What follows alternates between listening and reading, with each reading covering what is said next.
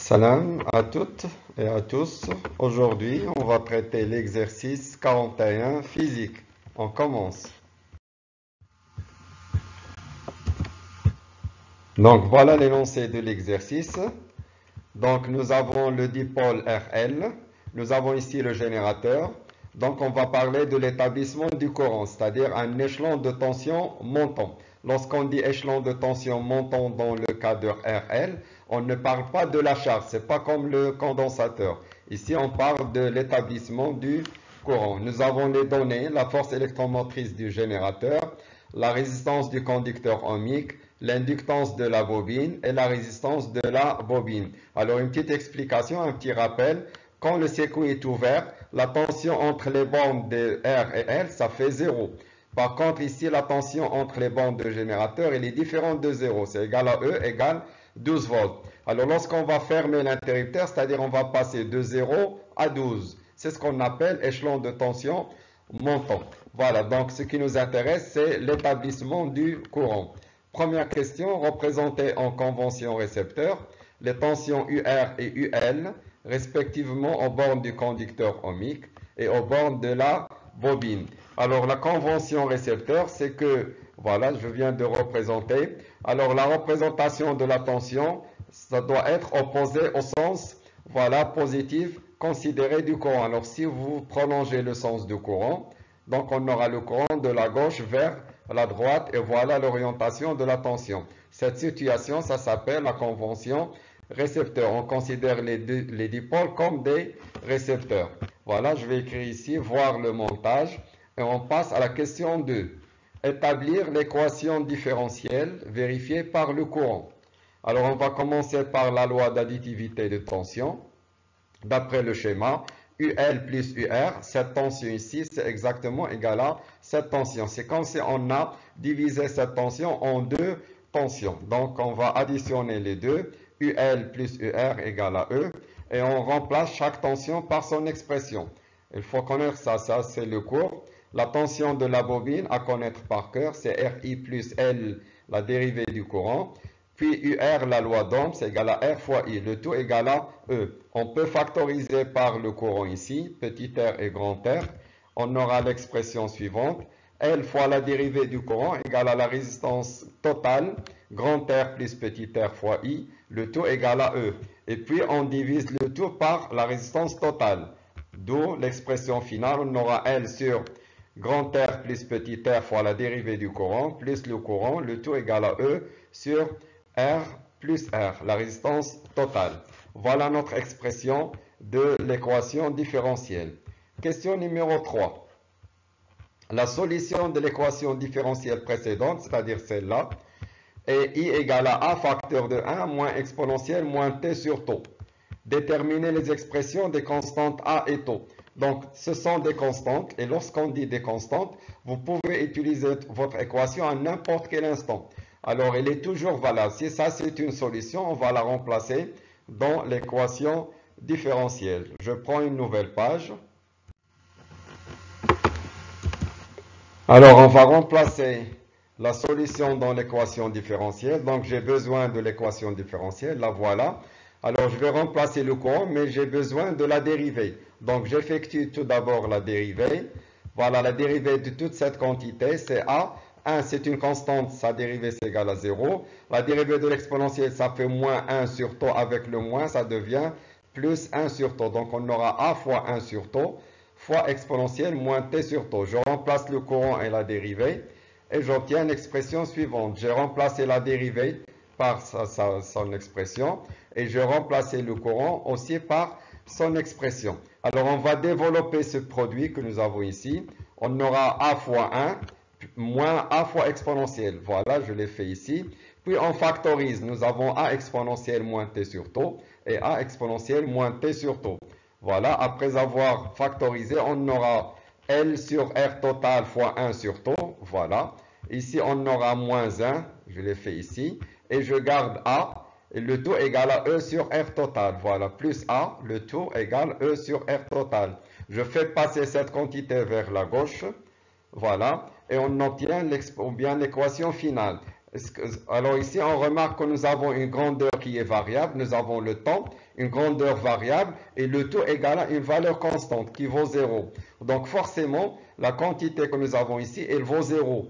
Comme ça, elle va annuler quelle que soit la valeur que nous avons ici. Et l'autre partie aussi, elle sera égale à 0. C'est ce qu'on appelle la résolution par partie. Donc la première partie égale à 0 et la deuxième partie ici aussi égale à 0. Si vous tirez l'expression de taux, on va trouver l'expression taux égale à L sur R total. Et là, c'est plus facile. A égale à E sur R total. À propos de la constante de temps, c'est à connaître par cœur, mais vous n'avez pas le droit de l'écrire dans cet exemple, puisqu'on vous a demandé de déterminer l'expression. Mais dans d'autres situations, vous pouvez l'utiliser directement. C'est à connaître, c'est toujours l'inductance sur R plus R, ou bien ce qu'on appelle la résistance totale. Question numéro 4. Calculer l'intensité du courant en régime permanent. Voilà, donc lorsqu'on dit le régime permanent, c'est-à-dire après une certaine durée. Donc la méthode, c'est qu'on utilise T à l'infini. Donc première méthode, vous allez déterminer l'expression et vous remplacez T par l'infini. Donc exponentielle moins l'infini, ça fait 0. Donc I à l'infini égale à A. Donc le courant, voilà, je vais l'écrire ici, en régime permanent, IP c'est I à l'infini, c'est-à-dire A. Et on a déjà trouvé A égale à E sur R plus R. Si vous faites les calculs, on a déjà la valeur de E, ça fait 12. La résistance, c'est 190 et la petite résistance, ça fait 10. Si vous faites les calculs, vous allez trouver 6 fois 10 moins 2 ampères. Une petite remarque, on peut déterminer l'expression du courant en régime permanent d'une autre manière. Donc la première, c'est à partir de l'équation du courant, vous prenez T à l'infini. La deuxième, à partir de l'équation différentielle. On va voir ça dans d'autres exercices. Alors, lorsqu'on est en régime permanent, le courant, il devient constant. Et la dérivée d'une constante, c'est 0. Donc, tout ça, ça vaut 0. Et qu'est-ce qu'on aura? On aura I égale à E sur R total. Exactement ce que nous avons trouvé ici. I égale à E sur R total. Donc, soit à partir de l'équation, soit à partir de l'équation différentielle. Donc, je passe à la cinquième question.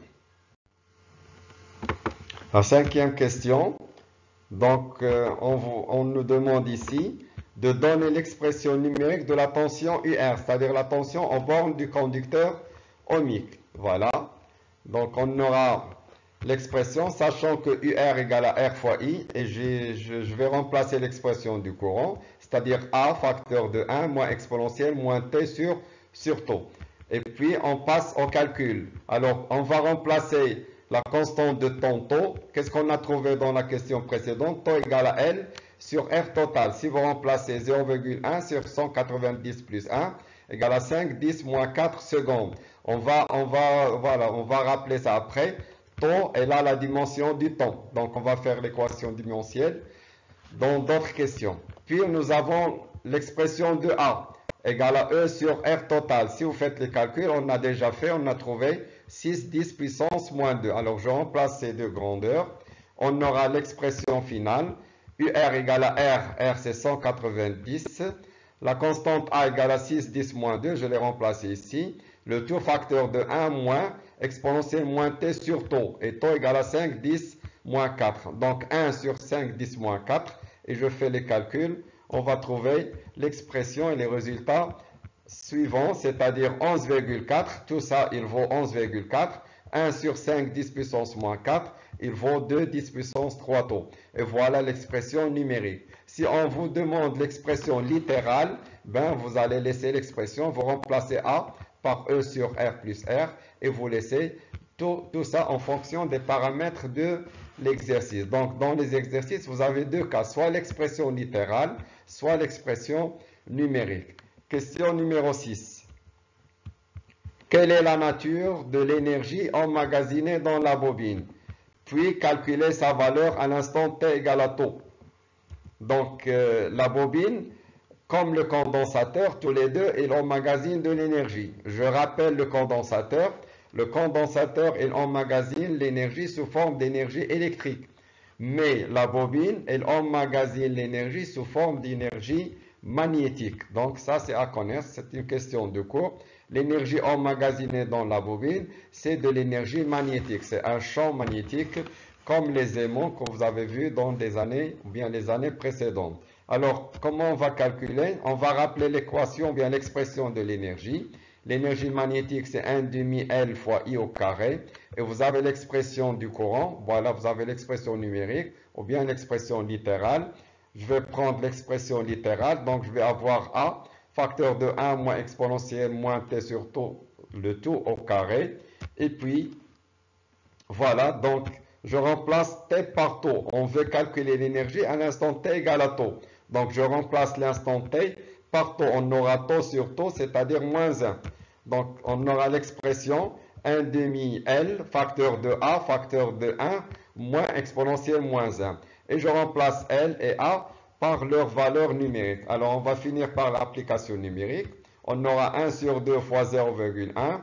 Facteur de A, c'est quoi A? On l'a déjà calculé avant. Ici, nous avons 6, 10, moins 2.